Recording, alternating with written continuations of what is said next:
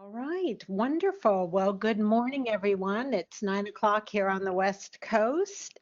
Hello and welcome to the Health Literacy Solutions Center October webinar.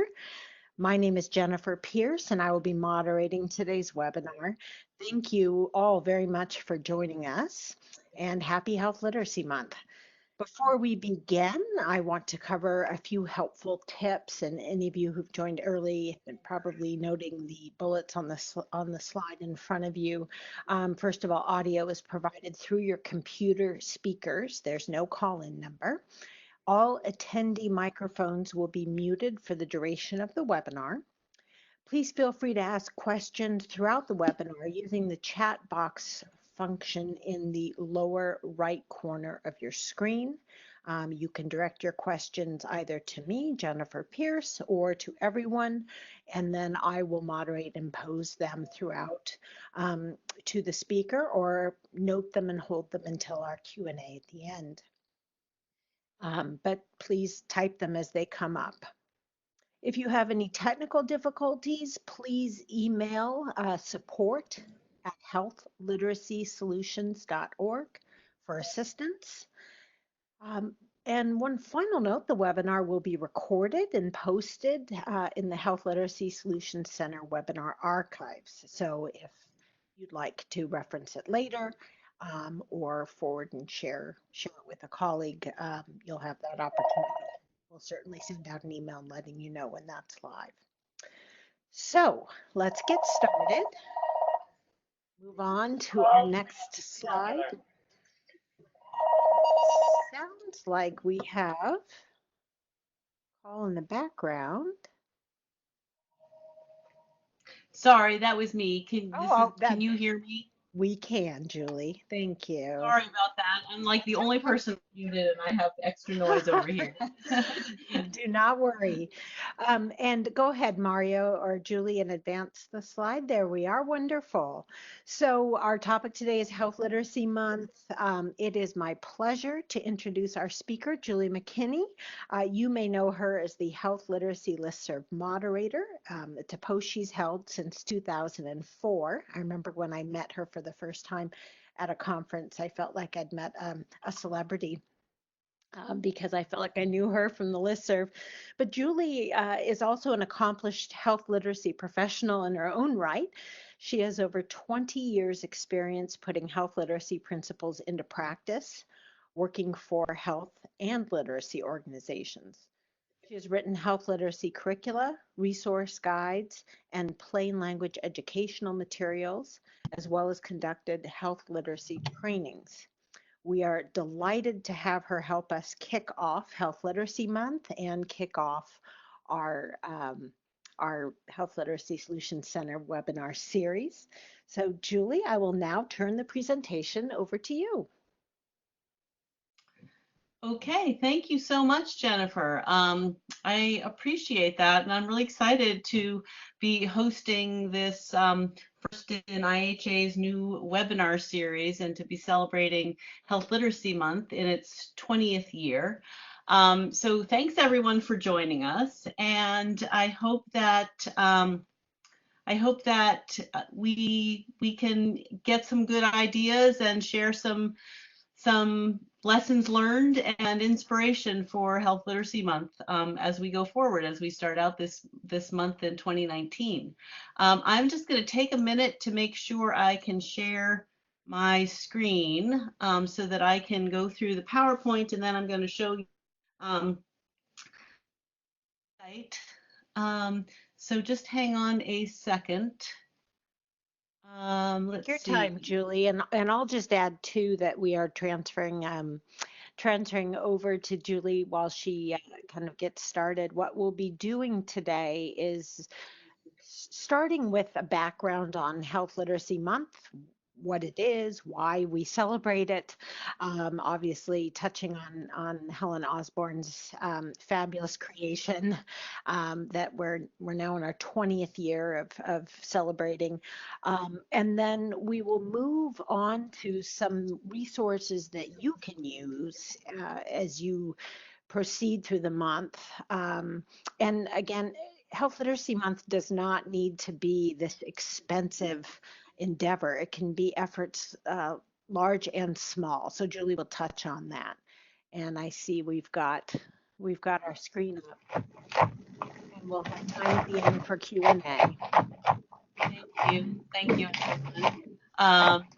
So yeah, sorry, my computer's a little slow. It is getting, here we go. Hang on a sec. Everybody see my my screen now, okay?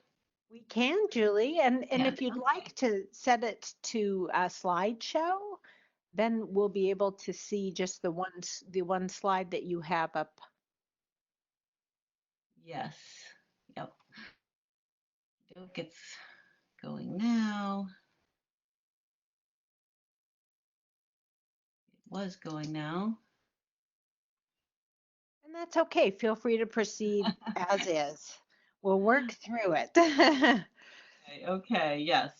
we go. Okay, great. So I think we're good now. As many of you know, Health Literacy Month was started 20 years ago by Helen Osborne. Helen, you know, is is a long time champion in health literacy because she got the URL healthliteracy.com, which she was the first one to know that was the thing. And so she started Health Literacy Month as a way to, observe health literacy, to sort of rally people together and find one month to do some specific activities and awareness projects around health literacy. And one thing I think is interesting about this is that we put out a call for Health Literacy Month activities online, and someone wrote in and said something like, I'm not going to celebrate Health Literacy Month because every day is Health Literacy Month, and every day we should be working to promote health literacy in whatever discipline we're involved in. And I thought that was really interesting because it is true now. Everyone does so much year round for health literacy, but I think 20 years ago that wasn't necessarily the case. So 20 years ago, it was an impetus to sort of have one month people rally together and plan for beforehand to do some activities. So in some ways, that says to me how far we've come in the past 20 years with the awareness of health literacy in our nation. So anyway, so Health Literacy Month was transitioned to IHA, the Institute for Healthcare Advancement, a couple years ago, and so now Health Literacy IHA hosts a site, which we'll go over later to get support in planning your Health Literacy Month activities. So in terms of Health Literacy Month, of course, there's no right or wrong way to participate. People do very small things and say, this is one thing we're going to do in October to promote health literacy. Some people plan for months ahead of time and do a very big activity for Health Literacy Month, and we'll see some examples. But here are just some ideas that some people have done. So their activities might be things like special health literacy workshops during the month of October for hospital employees or providers. Places like senior centers or other community organizations can run activities like prescription safety sessions. Health fairs at literacy programs is a big one. A lot of literacy programs do something special for Health Literacy Month. Libraries can highlight their consumer health information that's in plain language and easy to understand. And then there's a lot of employee educational programs at employers. Some states have proclaimed October as Health Literacy Month. We will tell a little bit about that in a while. Sometimes I myself just personally will say, okay, in October, I'm going to make sure to put good questions out on the list and make sure to try to engage people around what they're doing. There's also a lot of webinar series, speaker series. So in the month of October, you will often see lots of things going on. And if there's something you can do in your own organization to honor Health Literacy Month and do something special that this month, then that's a nice way to think about it. So here are some examples of what's been done. Emmy Solutions used to do a guest blog series on, they had a blog series called Engaging the Patient. I know Jerry's on the webinar now. Hi, Jerry. She championed that, and I remember because when I would compile the listserv posts and look through to see what had been done over the past years, in October you can always see that there's tons of posts in October, because every day on the Engaging the Patient blog, Jerry, a new article by a health literacy guest author about some topic relating to health literacy and patient engagement. So that's one example. Health Literacy Innovations also has a webinar series for Health Literacy Month. Araceli gathers presenters in the field and has webinars during the month of October on various topics. She's done informed consent, testing materials with your audience, working on promoting health literacy systemically in your organization, and there's lots of other specific topics in there. Both of these special series, the link is up here on your screen, so if you want to use that to go and see what they've done in the past, it's a great collection of health literacy resources that have been promoted through these Health Literacy Month series. So just, yeah, I think Jennifer mentioned this, but just pause for a moment. Please, if you have questions, then just chat your question to Jennifer, and she can interrupt me and ask it if it's something that's related to what I'm talking about. We will have questions at the end, but just feel free to give a chat to Jennifer or to everybody, and she'll get it if you have something to say. So we would like to hear from you when we can. So another thing is the release of health literacy publications.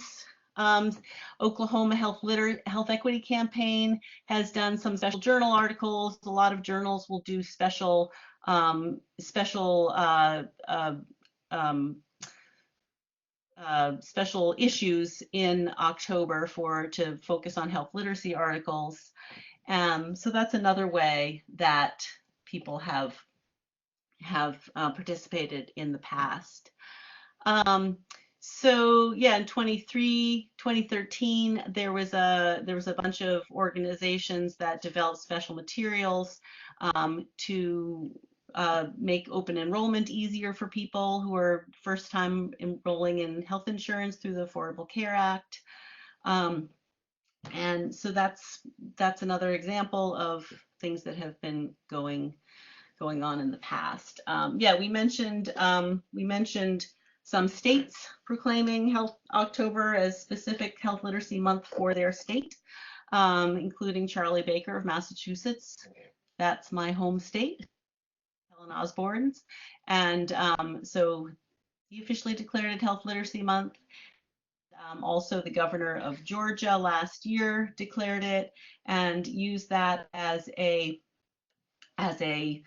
timing to launch a variety of activities, including the first statewide health literacy survey in Georgia. So these are some examples how the states themselves can celebrate Health Literacy Month.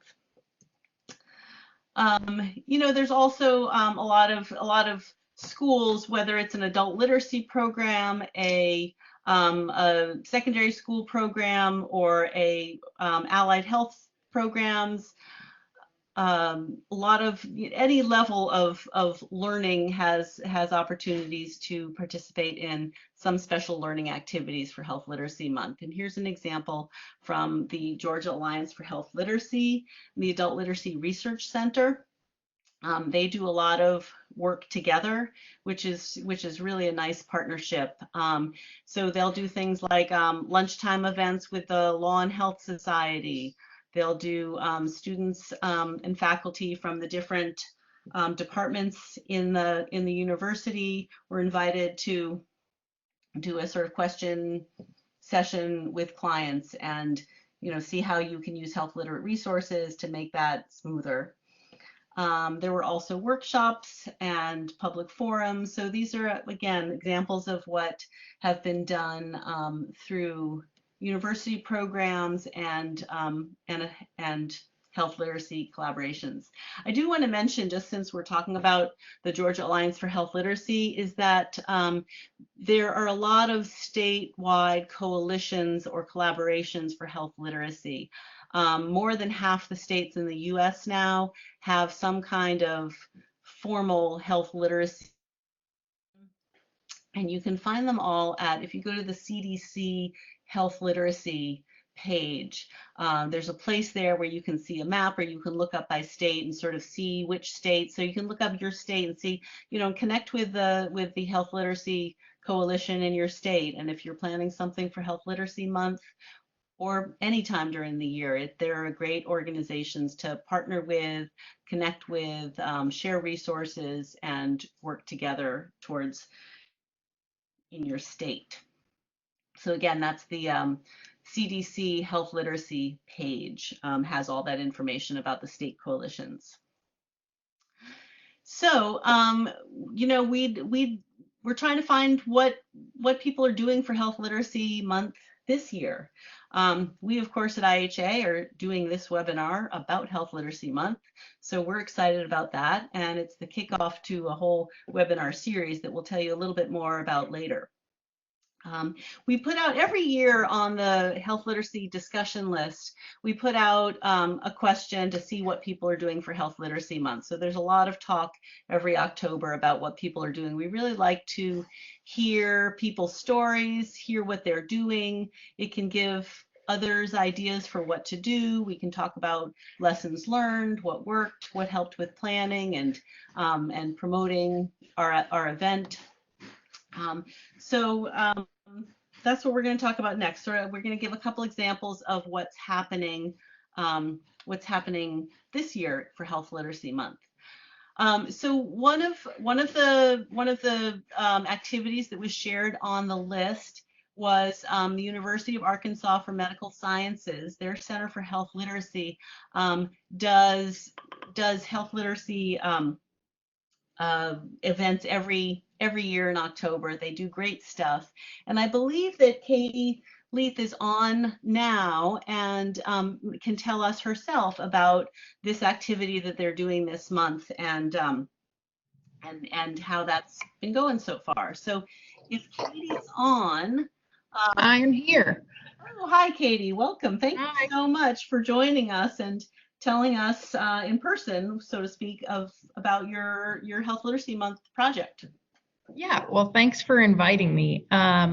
So I think one of our main goals is for every Health Literacy Month is to continue to bring awareness and educating health professionals on the importance of health literacy and what they can do to impact their patients through their communication or they serve and move that needle in health literacy. And this year we're doing the 6th annual Plain Pledge. And 3 ways that you can join. There's a word buster sheet there up on the screen. That's what I like to call the traditional way to join, where you take your simple selfie, you put some jargon there in that word buster and pledge not to use it. You can download that word buster on our website, or you can create your own. But some of the new ways we've created to join over the last few years are to share our Plain Pledge graphic, and it's out on Twitter, LinkedIn, Instagram, and Facebook, or you can also download it on our website and you can just share that graphic to take the Plain Pledge. And then the newest way to join that we just started this year was is you can change your Facebook profile frame to the Plain Pledge Facebook profile frame. So there's 3 ways to join the pledge and pledge to stop using jargon with patients and community members. We also, this is up there, we did a free live webinar yesterday and had great attendance on that. And it'll be available later this month. A recording will be. We were able to offer CE credits for that, so that was amazing. And then the last new thing that we're doing this year is to promote a Health Literacy Hero Award later this month via social media. I think that idea, came from the Health Literacy Month handbook. But we kind of put our little own twist on it, and we want to carry that out, I think, in the coming years, to keep promoting, the work that other people are doing. I think that's really impactful for people to see. The Plain Pledge has, evolved over time. We've done a lot of those things that you talked about earlier. We had an official proclamation in 2016 by Governor Asa Hutchinson. We have created, last year we created a poster as like an enduring educational material for health professionals to use plain language. And, it got hung up in dental clinics and health provider clinics throughout the state and maybe even nationally last year. And we still have that poster available for anybody that would want a PDF copy of it. I think, the reason that we do this every year is just to continue to try and reach groups that we maybe haven't reached before. Well, in our webinar, we were able to offer CE, and we were able to offer CE to the pharmacy group, and that's just not a group that we've had a lot of interacting with in the past. So it just continues, it freshens up the people that we talk to about the importance of health literacy. And that's a big reason why we participate every year. That's great. Thank you so much, Katie. 2 things that strike me as you describe all this is are one that you're able to use this as a way to bring in new groups, like you mentioned, the pharmacy group. And that's one thing that I think is always a challenge. I mean, it's a challenge, but it's an opportunity with health literacy because it's such a multifaceted concept, and there's so many different professions and disciplines that relate to health literacy, where I feel like as a field, we're always reaching out to new people, people in tech, people in all of the allied health professions, teachers of every level from elementary through adult education. So there's just so many people, and I like that you called out that doing this every year allowed you to sort of pull in new groups of people.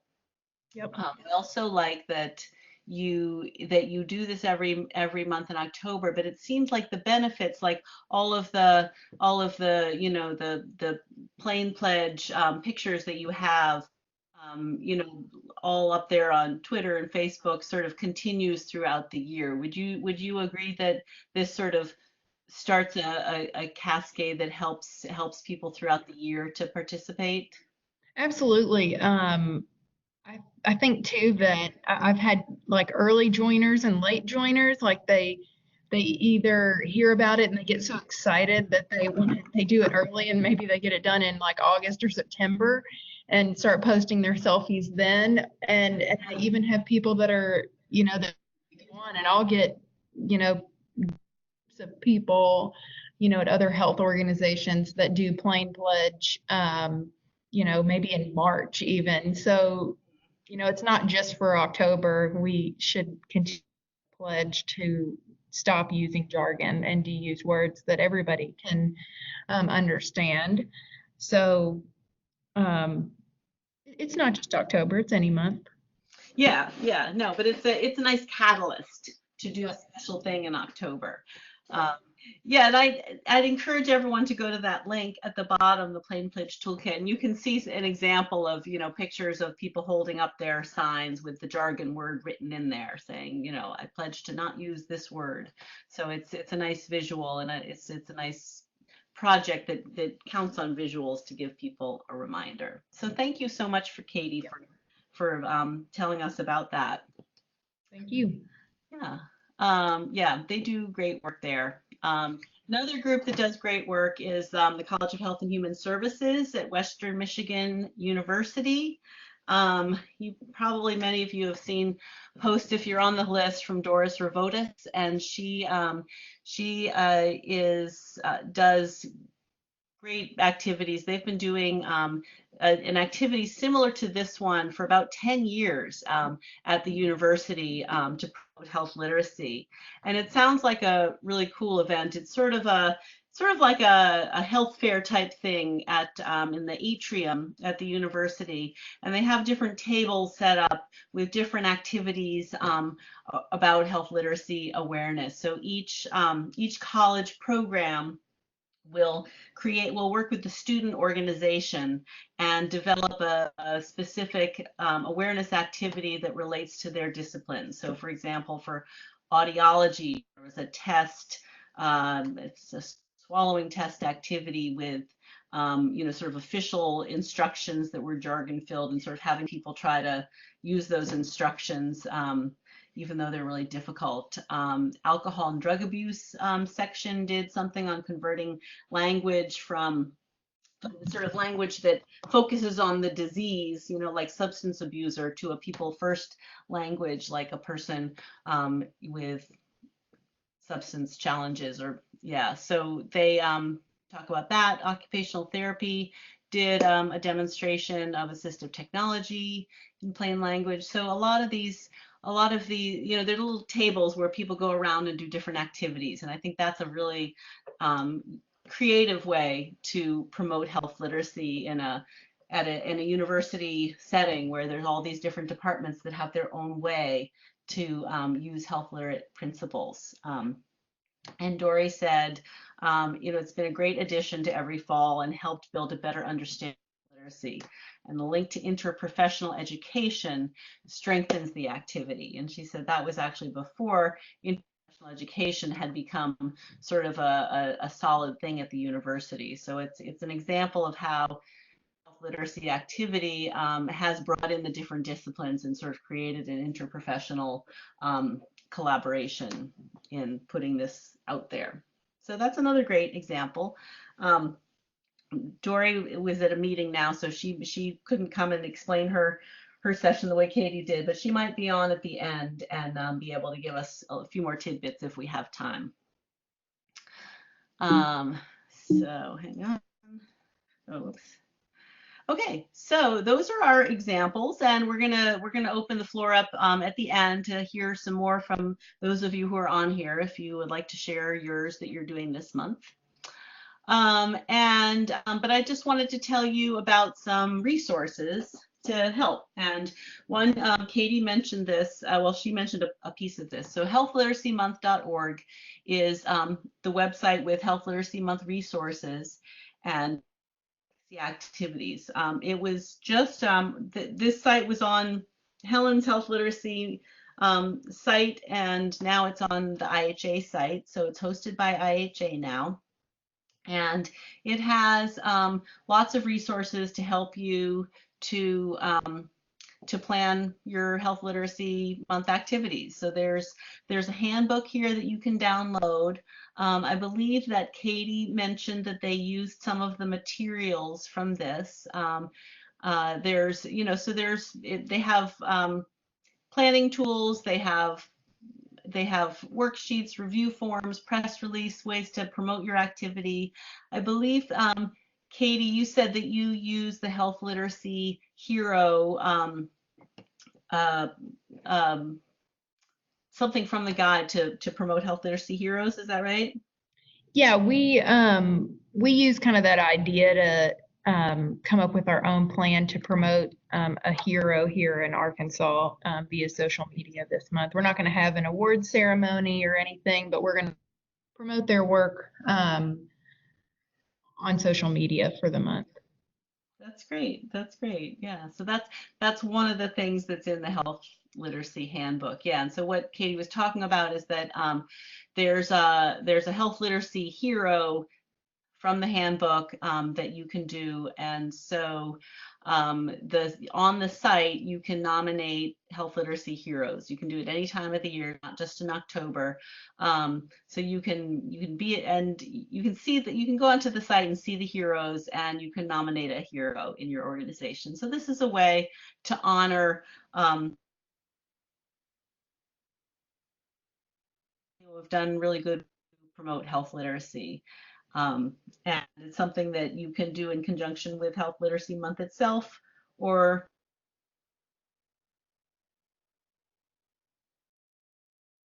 so, okay. So we're doing, and so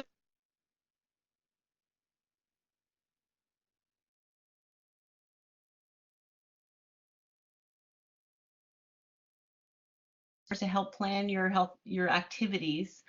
And then I also want to talk a little bit about the Health Literacy Solutions Center, which is hosted by IHA and has some really deep and useful resources to help connect with others and share information and inspiration about health literacy year round.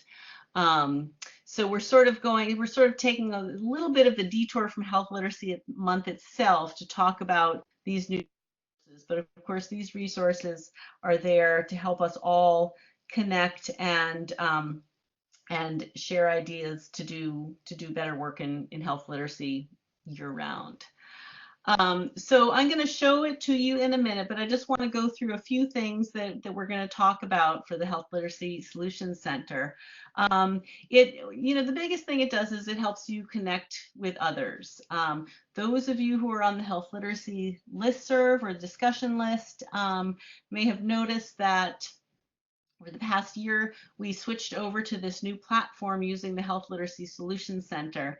It still works the same way. You still get emails in your inbox and you can participate on the listserv just only through email. But it also has this improved experience that allows you to connect with more people in different ways and share pieces of information. And I'll show you about that in a minute. And then there's also a searchable health literacy resource library that we're working on building up now, and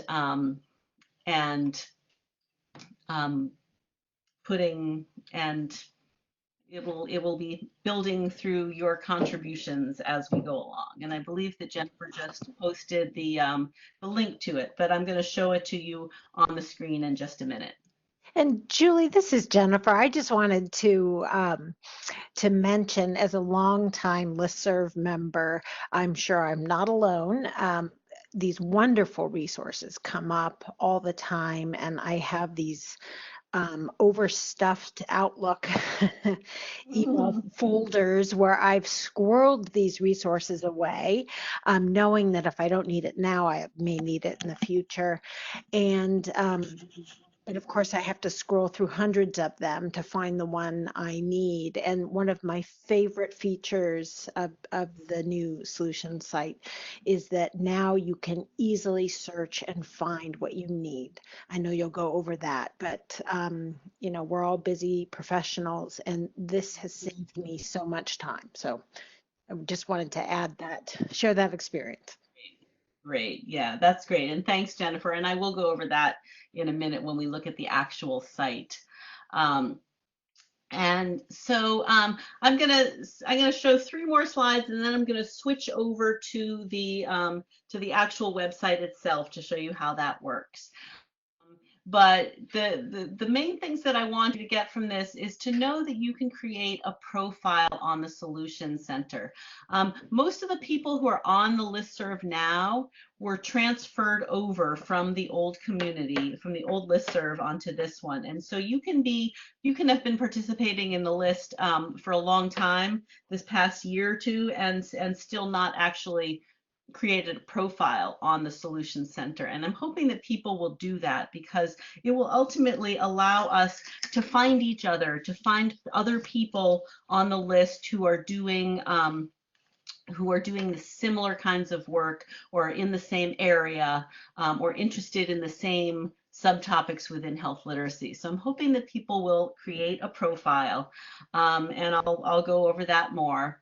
And I'll show you how the user experience is improved, and will help you to explore things that you've read on the list and think, oh wait, someone posted that thing that was really good a week ago, and how do I find that? So we'll go over that. And then also just ways to connect with each other. There are ways we can connect with each other on the list, and we can share resources, we can search for them, we can find out about events, and there's all kinds of other ways to connect with each other on the list. I mean on the Solution Center. So I'm going to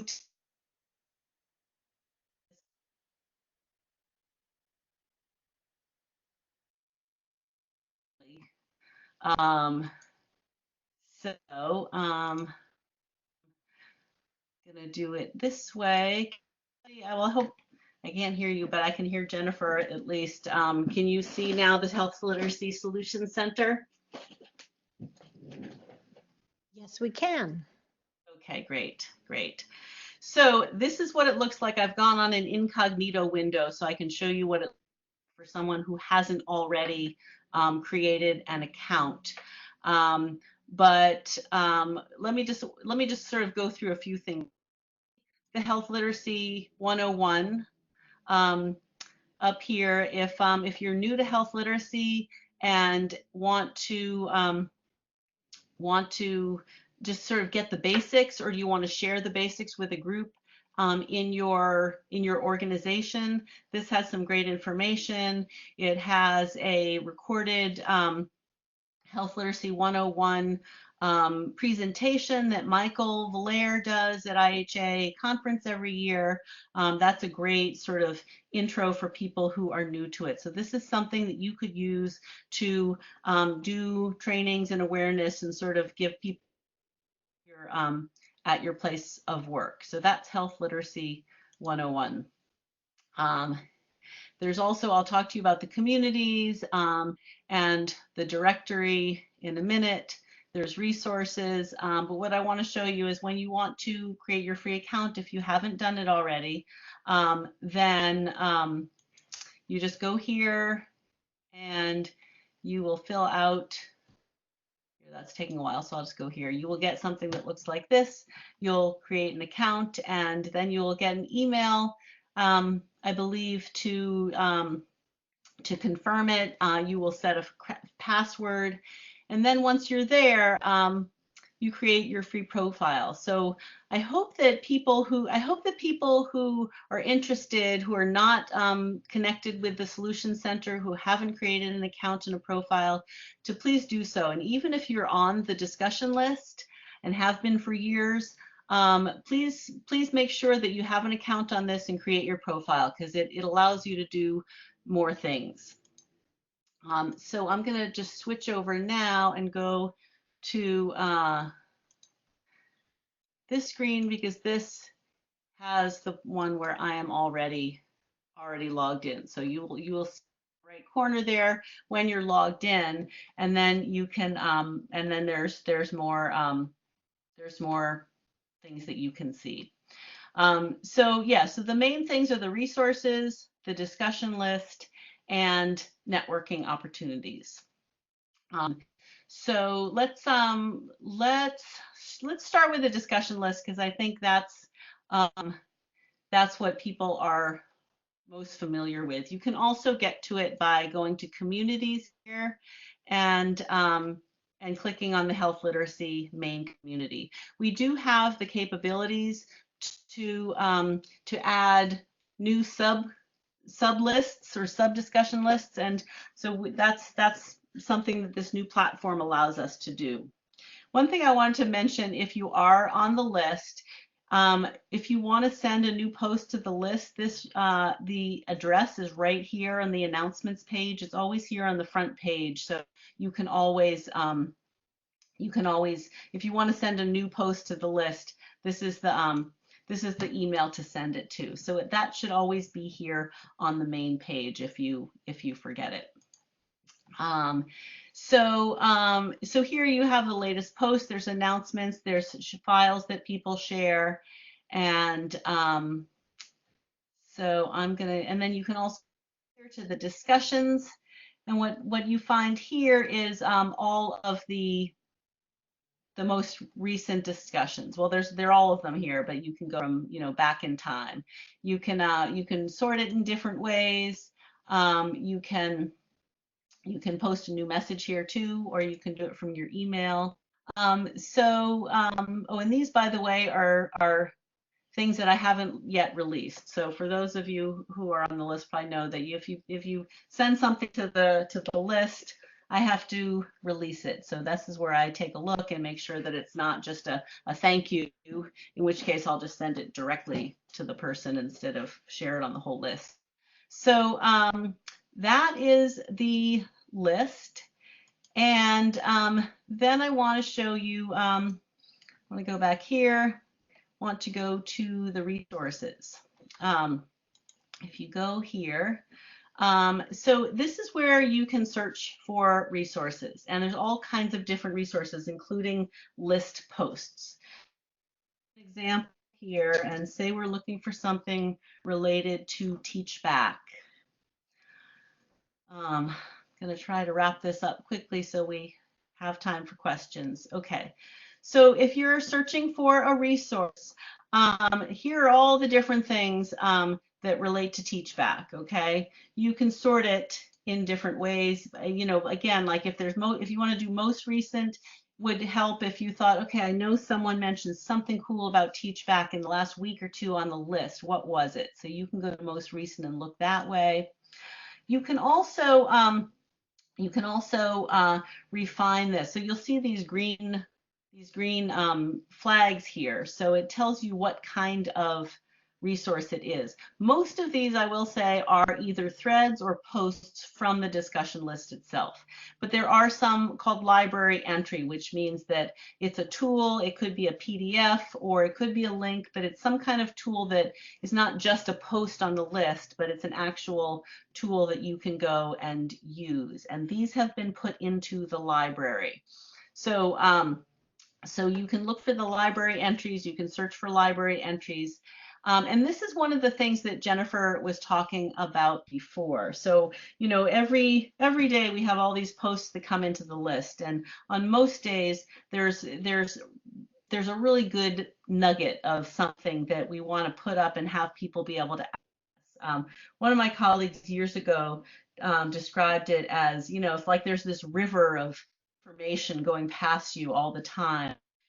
But then there are these few real, it's all good water, but there's few really good gold nuggets in there. And so you want to sort of mine the river for those gold nuggets and take them out and put them in a place where you can find them easily. So you don't have to search the whole river when you're looking for them. And that's what Jennifer is talking about. And that's what Jennifer is going to be doing, has been doing for the list. So she mines the river for the gold nuggets, and she takes them out and puts them in the library. So then we will have a library with all these gold nuggets, and you can search for them in different ways.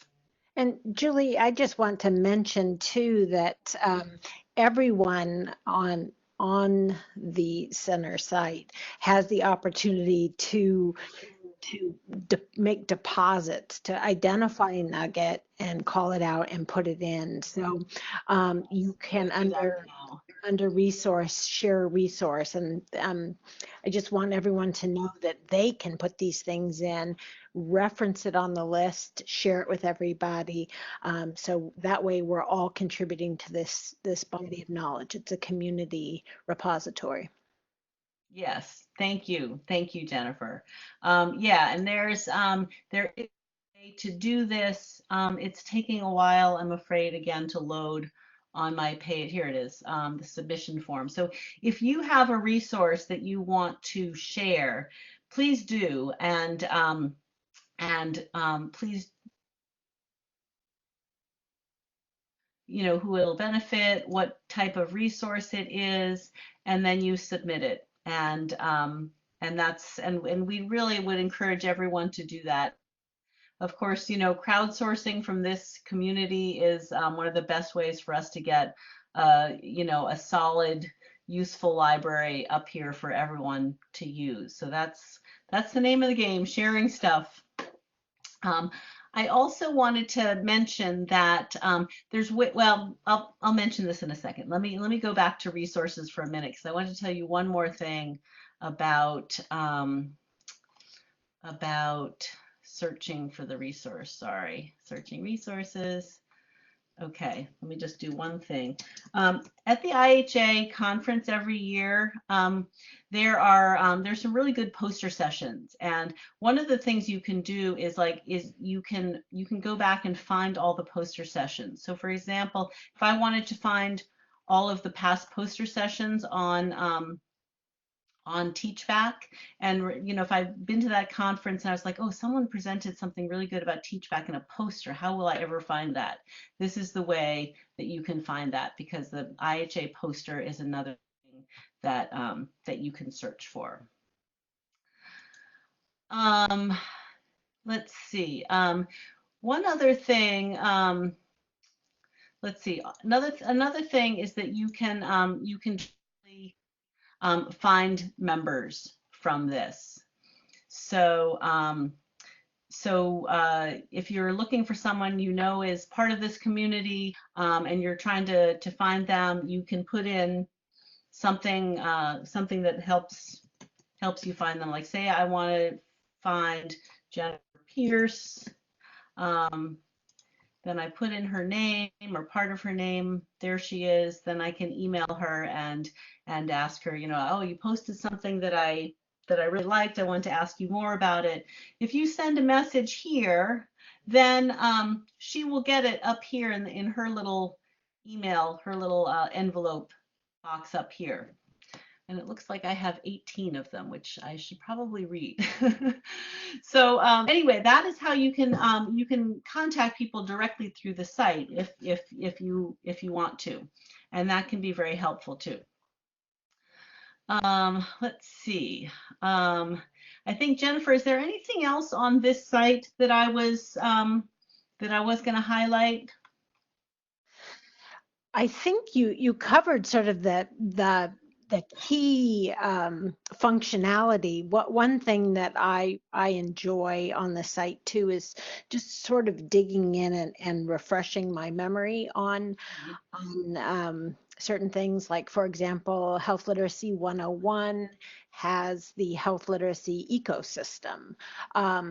That really has the domains that are essential for being a health literacy professional. You see their skills and knowledge, settings and sources, audiences, communication. And one of the things I've found, having been in the field for like you, a little over 20 years, is that you can become deeply familiar with some you're working on, and then, for example, a new client comes up and you suddenly have to going back to your river analogy, nuggets that you let flow by because they weren't relevant have suddenly become relevant. Oh, I recall that there was that that nugget that went by and I didn't pay attention, but now I absolutely need to.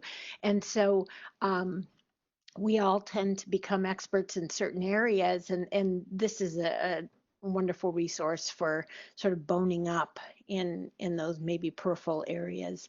And again, going back to the resources, things that you just vaguely remember, you can now find. And as a sole proprietor, I'll say, it gets very lonely working on my own. And so the idea of being able to connect with others and be able to bounce things off of other people. I mean, listening to Katie today, it it just helps us have more of a sense of community. So those are the things that stand out to me. Yeah, no, that's great. Thank you. So, a few calls to action related to this. Please explore this site. Please join this site, join this community, and put your profile on it so that we know who's there and can search for people.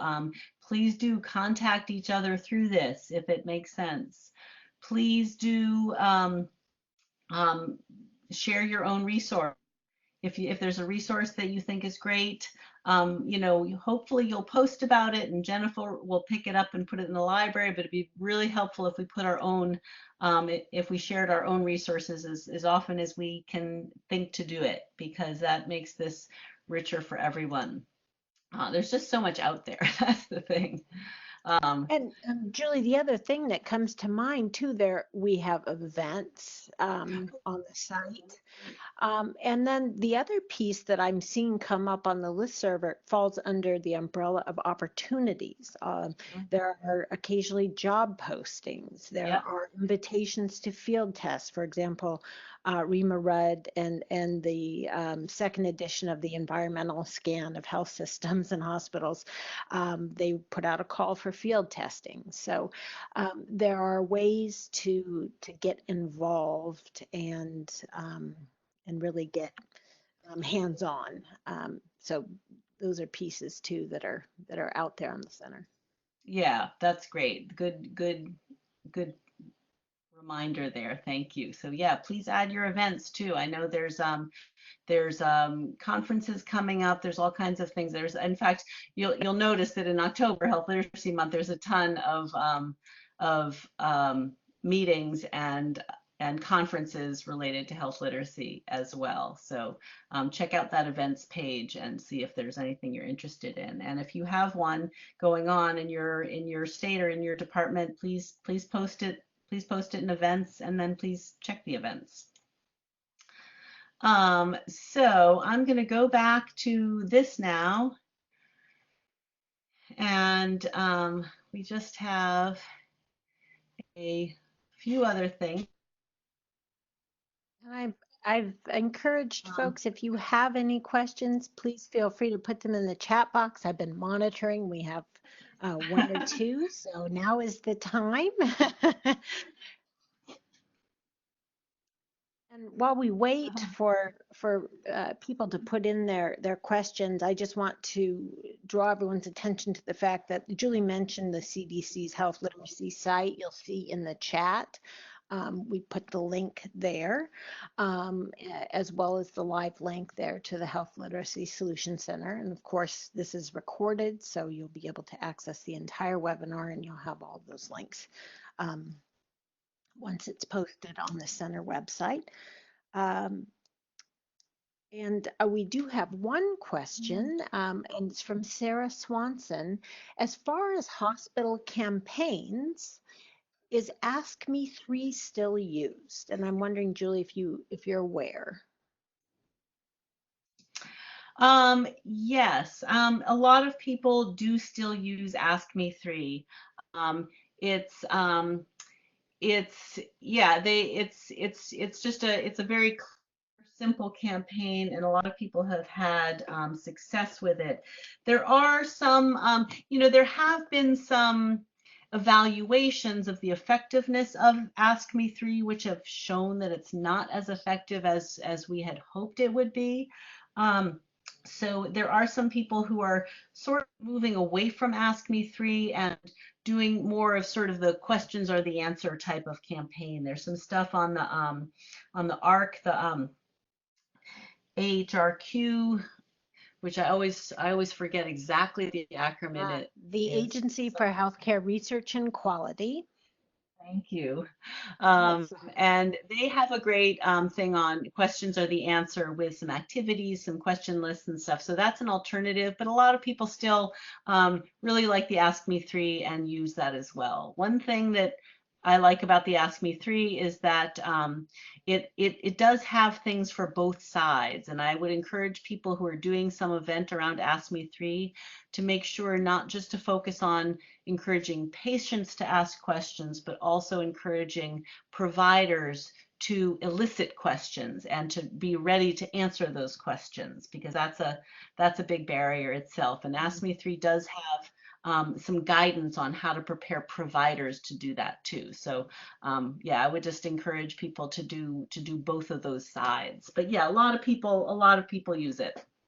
and I think at its heart, um, it's encouraging healthcare consumers to have that confidence to speak up and giving them a place to start. So, it to your point, it still has that, whether one agrees with it or not, or if it has been proven that dialogue is always helpful.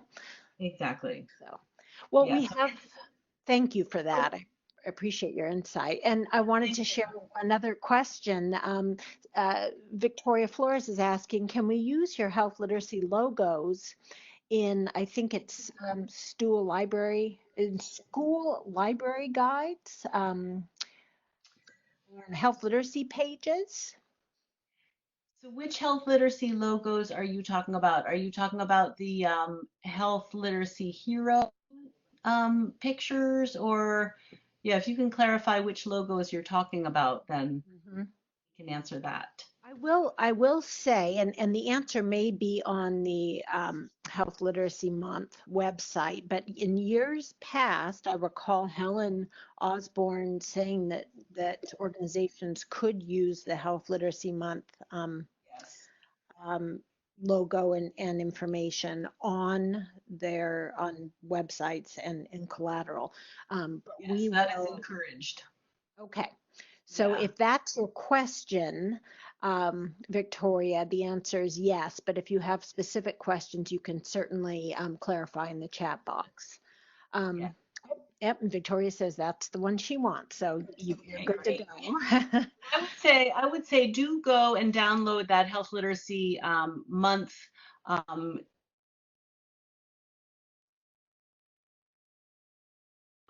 um, logos, picture. They have like all kinds of stuff that you can use to image it. So yeah, that would have a lot more stuff that could help. Wonderful. And I did want to stress too that, and I know you mentioned this, but there's no cost to join the Health Literacy Solution Center. It's free. But as all of you on this webinar know, in order to sign up for today's webinar, you had to make an account on the Health Literacy Solutions Center. And one of the things that we wanted to stress is this is the first webinar. We plan to kick off the 2020 webinar series in January, and there will be an opportunity to earn CEs. And so that schedule will be forthcoming, and details will be, I'm sure, posted on the listserv, emailed out, and then available on the center healthliteracysolutions.org site. So signing up beyond the connection opportunities, it will give you, a direct link to being able to attend these. Let's see. Um, any other questions before we kind of wrap up today? We've got about 4 minutes left. While we wait, I do want to mention something stuck out to me that Katie talked about at UAMS. She said that they're putting their own twist on the health literacy hero, um, that initiative, and I think those of us operating in health literacy capacities oftentimes are doing so without a tremendous amount of resources. We have to be scrappy. And these resources have showed us today, you don't have to reinvent the wheel, but you can refine the wheel. And I don't think that any of the resources we've shown today are set in stone. I think that Helen has always encouraged the community to take it, run with it, refine it. That's been the take that I've come away with, and I'm wondering, um, Julie, if you have that same impression. Yes, definitely, definitely. Like there's no right or wrong way to Literacy Month. It's a time that we have that uh, we've identified to sort of give a little push and give ourselves a sort of a goal to do something, to plan something, to create some type of activity that will promote awareness, that will then last throughout the rest of the year. And so, yeah, it can be tiny, it can be big. You can do this any way we want, and just use all the resources that that we that we've shown you, and also use the community. If you have ideas, if or adjust something, ask on the list, ask the community. And it's a very generous community, and we help each other out. Absolutely. And I consider the community my coworkers. So, Yes. and I'll say too that there are always people who know a lot more, um, than I do, but I've never felt like I posed a question and that it was perceived as not a worthy question.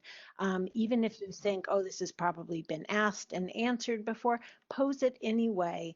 You can always, you'll always be referred to things. You do that all the time, Julie, as the moderator. You'll say, I remember discussion about this in 2010, and refer folks. And now we have, the ability to go back and search, to easily resurrect those. Yeah.